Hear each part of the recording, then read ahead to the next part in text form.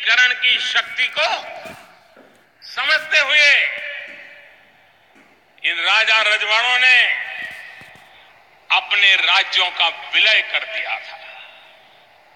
देखते ही देखते भारत एक हो गया। सरदार साहब के आह्वान पर देश के सैकड़ों राजे रजवाड़ों ने त्याग की मिसाल कायम की थी। हमें राजा रजवाड़ों के इस त्याग को भी कभी नहीं भूलना चाहिए। और मेरा एक सपना भी है कि इसी स्थान के साथ जोड़ करके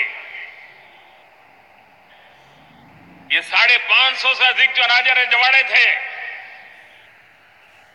उन्होंने देश के एकीकरण के लिए जो कदम उठाए थे, उसका भी एक वर्चुअल म्यूजियम तैयार हो, ताकि आने वाली पीढ़ी को, वरना आज लोकतांत्रिक पद्धति से एक तहसील का अध्यक्ष चुना जाए और उसको कहा जाए अगर कि भाई 1 साल पहले छोड़ दो, तो बड़ा तूफान खड़ा हो जाता है।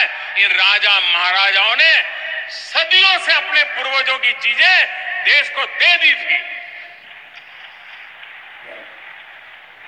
इसको हम कभी भूल नहीं सकते, उसको भी याद रखना होगा। साथियों, जिस कमजोरी पर दुनिया हमें उस समय ताने दे रही थी,